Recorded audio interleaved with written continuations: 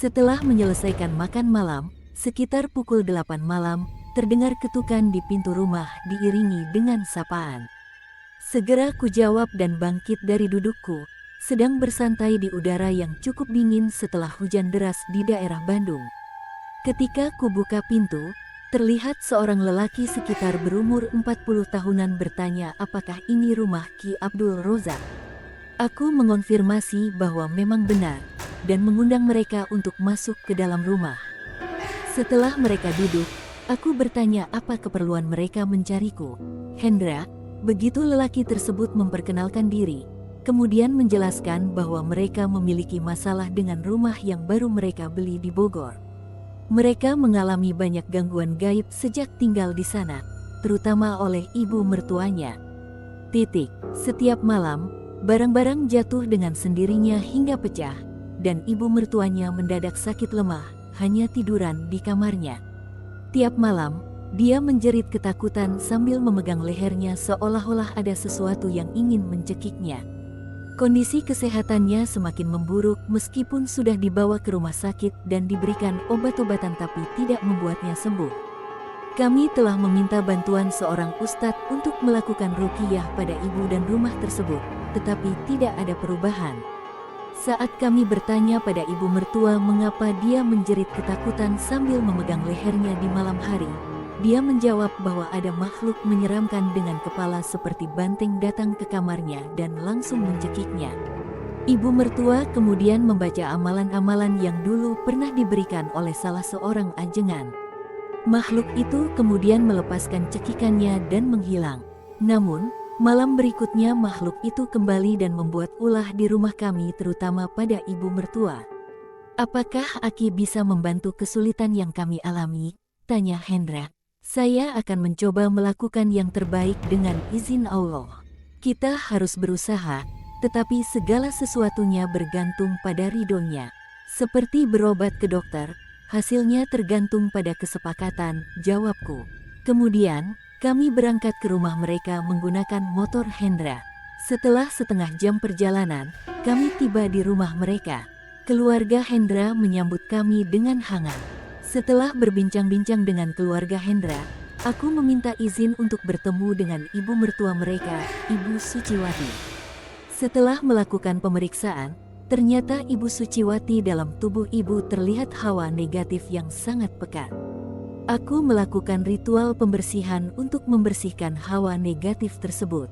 Namun, saat proses pembersihan berlangsung, tiba-tiba datang angin kencang yang berputar-putar di kamar Suciwati.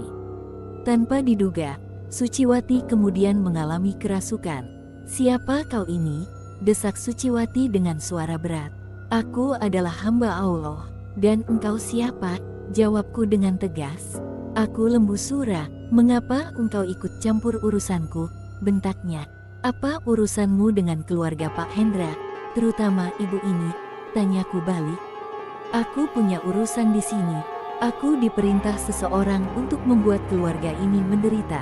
Aku akan membuatnya mati perlahan-lahan," ujarnya dengan kasar. "Siapakah orang itu? Apa urusanmu?" "Urusanku jelas.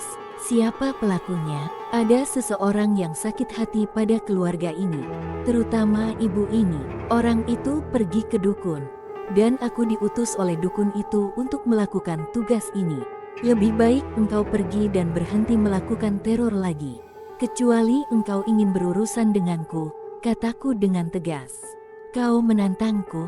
Tanpa menunggu komando lagi, Suciwati mencoba menerjangku.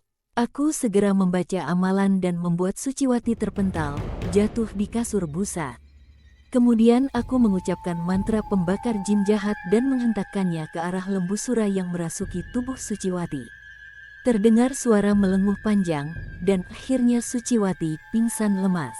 Aku berusaha menyadarkannya kembali, dan Suciwati pun akhirnya tersadar. Namun, tiba-tiba terdengar keributan di ruang tengah seperti barang-barang dibanting.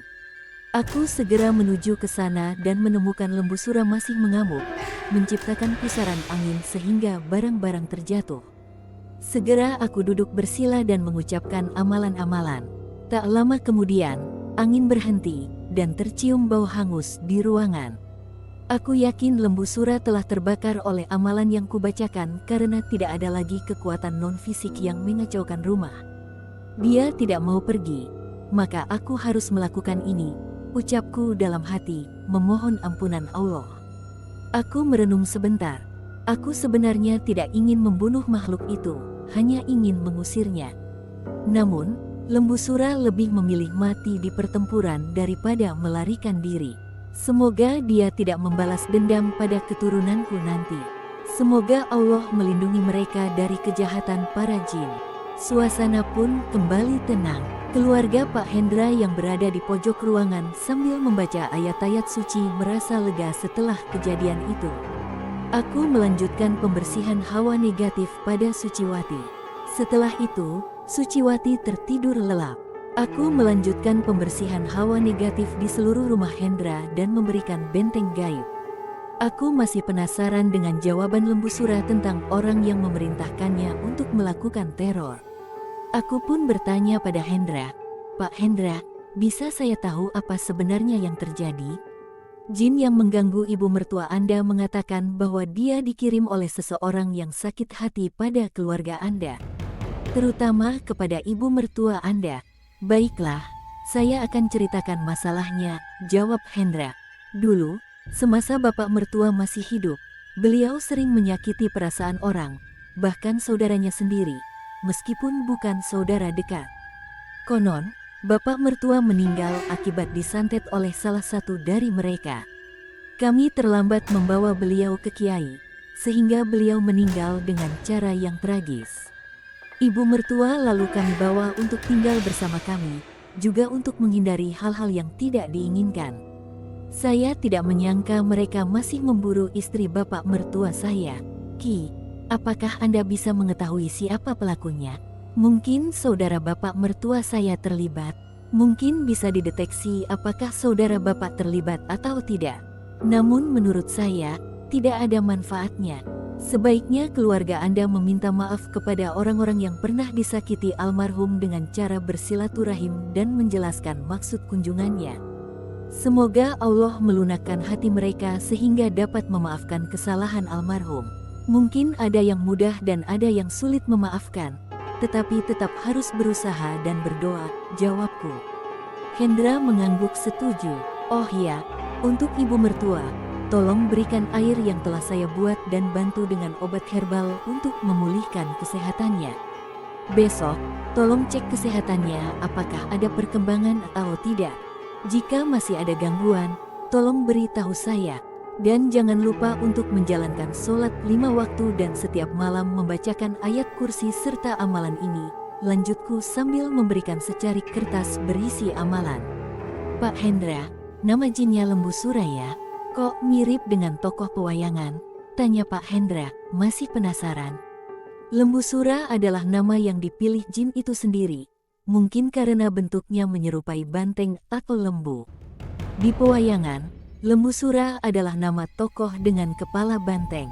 Mungkin ada banyak jin yang memiliki nama yang sama, seperti manusia ada yang bernama Kresna, jawabku. Pak Hendra mengangguk mengerti. Saat melihat waktu menunjukkan pukul 1 dini hari dan kelelahan mulai terasa, aku memutuskan untuk pamit. Meskipun Hendra menawarkan untuk mengantarkanku dengan motornya, aku menolak. Aku punya firasat bahwa akan ada serangan dari dukun yang mengirim lembu sura. Dukun itu pasti dendam karena makhluknya tewas di tanganku. Aku khawatir terhadap keselamatan keluargaku. Ketika sampai di depan rumah, aku membuat pagaran gaib untuk melindungi keluargaku dari serangan gaib. Aku duduk di serambi dan bersiap-siap menghadapi serangan gaib yang mungkin datang. Namun, rasa kantuk yang begitu kuat membuat mataku terasa berat. Aku hampir tidak sanggup menahan rasa kantuk tersebut. Tiba-tiba, aku merasakan sebuah kekuatan gaib menerjangku. Tubuhku hampir terjatuh dan kepala terasa berputar serta ingin muntah. Meskipun sudah membuat pagaran diri, serangan gaib tersebut ternyata cukup kuat untuk mempengaruhi badanku. Tak lama kemudian, serangan berikutnya datang bertubi-tubi. Aku menyambutnya dan mengembalikan serangan ilmu hitam tersebut kepada pemiliknya. Setelah itu, suasana menjadi hening dan aku menunggu dengan waspada bila ada serangan lagi. Namun, serangan tersebut tidak terjadi lagi. Mungkin dukun tersebut terkena serangan balik atau merasa tidak berhasil. Aku berdoa lalu masuk ke dalam rumah, membersihkan diri, dan langsung terlelap. 2 hari kemudian, aku mendapat kabar bahwa kondisi Suciwati telah membaik. 5 hari kemudian, aku mendengar kabar bahwa saudaranya yang dituduh oleh Hendra sebagai dalang dari peristiwa tersebut meninggal mendadak karena serangan jantung. Hendra yakin bahwa dialah dalangnya. Namun, aku menegaskan bahwa tidak seharusnya menuduh orang sembarangan tanpa bukti yang kuat. Menurut Hendra, keesokan paginya setelah peristiwa di malam hari saat aku bertarung dengan Lembu Sura, dia meminta maaf kepada saudaranya atas tindakan bapak mertuanya yang menyakitkan hatinya. Namun, saudaranya menolak permintaan maaf tersebut.